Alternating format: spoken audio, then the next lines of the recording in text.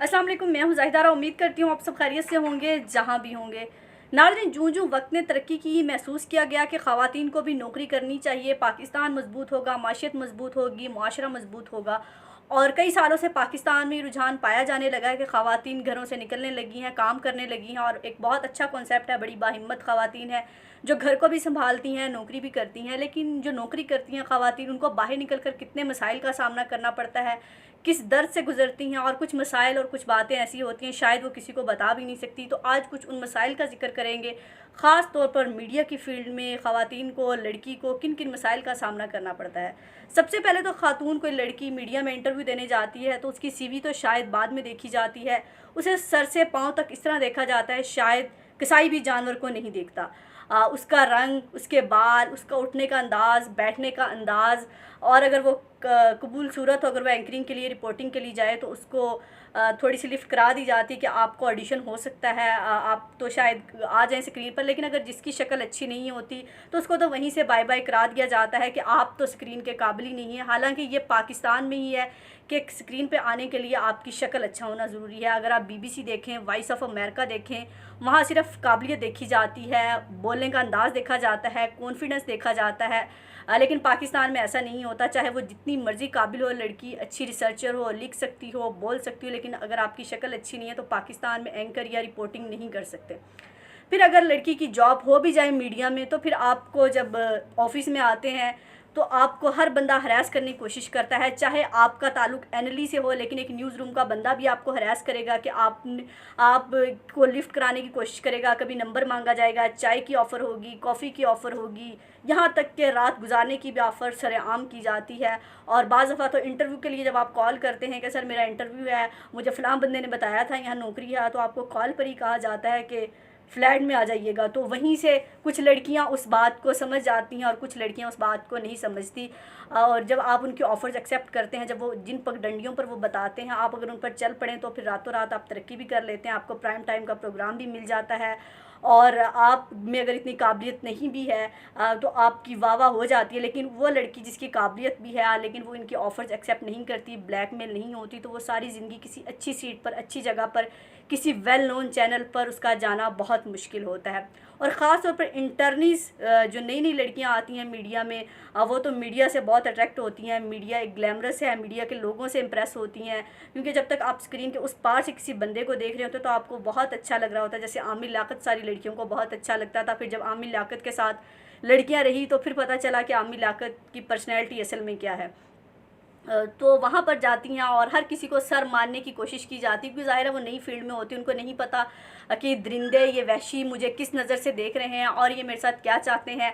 और फिर वहीं से नंबर एक्सचेंज होता है और लड़की को ट्रैप करने की कोशिश की जाती है कि ये नई लड़की है, इसका शिकार करना ज़्यादा आसान होगा, क्योंकि जो जॉब कर रही होती है लड़की वो इन लोगों को समझ चुकी होती है कुछ अरसे में कि इनको डील कैसे करना है, इनको आगे से जवाब कैसे देना है, ईंट का जवाब पत्थर से कैसे देना, अगर मैंने काम करना है तो ढीठ बनकर यहाँ कैसे रहना है। तो वो जो इंटर्नी होती है उसको इन चीज़ों का अंदाज़ा नहीं होता और वो बहुत शौक से ये भी बता देती है कि मुझे स्क्रीन पर आने का बहुत शौक है, मैं तो बचपन से ही एंकर बनना चाहती थी, फ़लाँ एंकर मेरी आइडियल है। लेकिन जब वो इतना शौक दिखा देती है स्क्रीन पर आने के लिए, मुझे कुछ भी करना पड़े, तो फिर जो सामने वाला होता है फिर वो समझ आता है कि इसको ट्रैप करना तो बहुत आसान है, कि जो कहूँगा मानेगी, क्योंकि इसको स्क्रीन पर आने का, शोहरत का और पैसे का बड़ा जो है एक जुनून है। तो कमज़ोरी जो है मीडिया में अगर आपकी किसी को पता चल गई है फिर आपका अल्लाह ही हाफ़िज़ है। सबसे पहले जब मीडिया में आप आएँ तो किसी को अपनी कमज़ोरी ना बताएं कि सर मुझे स्क्रीन पर आना पड़े। मैंने बहुत सारी लड़कियां खुद ये कहते हुए सुनी है कि आपको अगर सर मुझे स्क्रीन पर आने के लिए कुछ भी करना पड़े तो मैं कुछ भी करने को तैयार हूँ। तो वो जब कुछ भी करने का कह देते हैं तो सर समझ जाते हैं कि इसके साथ जो भी किया जाएगा ये एक्सेप्ट कर लेगी। फिर बाज़ दफ़ा आपकी जॉब कर भी रहे होते हैं, जब आपको ऑफ़र की जाती है, आप ऑफ़र एक्सेप्ट नहीं करते, चाय कॉफ़ी के ऑफ़र को एक्सेप्ट नहीं करते, लिफ्ट को एक्सेप्ट नहीं करते, नंबर एक्सचेंज नहीं करते, फिर आपकी ड्यूटी टाइमिंग में बहुत प्रॉब्लम की जाती है, आपकी रात की ड्यूटी लगा दी जाती है, क्योंकि ख़वातीन के लिए रात की ड्यूटी करना मुश्किल होता है, ताकि तंग आके छोड़ दे, कोई और नया शिकार आए जिसको हम शिकार कर सकें, जो हमारे साथ चल सके। फिर उसके बाद आप किसी पार्टी में अगर वो ऑफ़र करें, पार्टी में जाएं उनके साथ, उनको कोई बहुत बोल्ड लड़कियां चाहिए होती हैं कि जो आपके साथ शराब भी पी सकें, नशा भी कर सकें, और आपको पता है फिर इन लोगों की पार्टियां कैसी होती हैं, भरपूर वहाँ पर इनको भी इंजॉय करें और ख़ुद भी इंजॉय करें।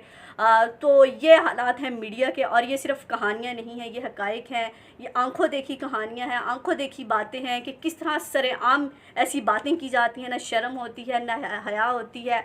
मैंने भी मीडिया में काम किया, बहुत दफ़ा ऐसी बातें हुई, बहुत दफ़ा खाने की भी ऑफ़र होती है, बहुत दफ़ा टाइम गुजारने की भी ऑफ़र होती है, बहुत दफ़ा कॉफ़ी की भी ऑफ़र होती है।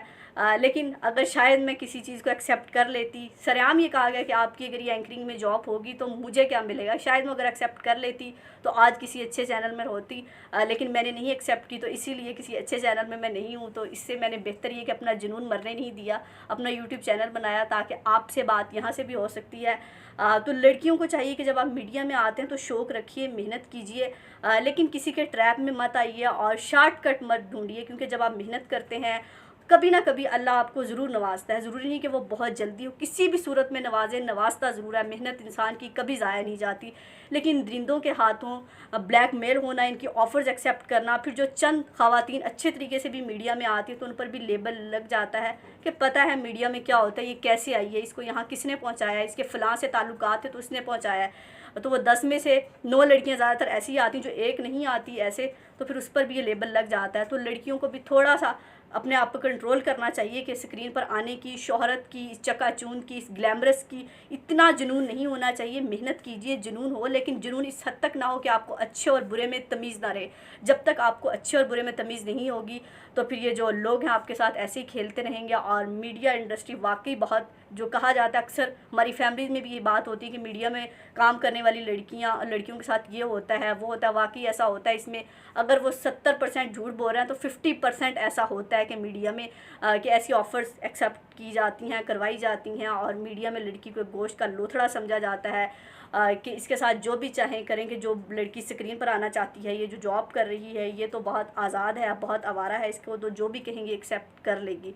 तो ये मीडिया इंडस्ट्री में लड़कियों के कुछ दर्द हैं, कुछ बातें हैं जो मीडिया में लड़कियां फेस करती हैं। तो बाकी भी जॉब्स में होता है, बहुत जगह पर हरास किया जाता है, लेकिन लड़कियों को ख़ुद को मजबूत करना चाहिए। आजकल तो फोस्पा जैसे इदारे मौजूद हैं, कशमाला तारिक साहिबा जो है मौजूद हैं, वहाँ पर शिकायत दर्ज कराइए, हरासमेंट अपनी बताइए कि मुझे किस तरह से हरास किया जाता है, और बाकायदा डरने की ज़रूरत नहीं है। अपनी जॉब जाने के डर से ये ना हो कि आप शिकायत दर्ज ना कराएं, अपनी शिकायत दर्ज कराएं। नौकरी जाती है तो जाए, जो रिस्क है वो अल्लाह देता है, लेकिन ऐसे दरिंदों के हाथों अपनी ज़िंदगी अजीरन करने से बेहतर है कि आप बेरोज़गार ही रहें। ऐसी इज़्ज़त और शोहरत से बेहतर है कि आप कम खा लें लेकिन इज़्ज़त से खा लें। अपना और अपने प्यारों का बहुत ख्याल रखिएगा, मुझे दुआओं में याद रखिएगा। अल्लाह हाफ़िज़।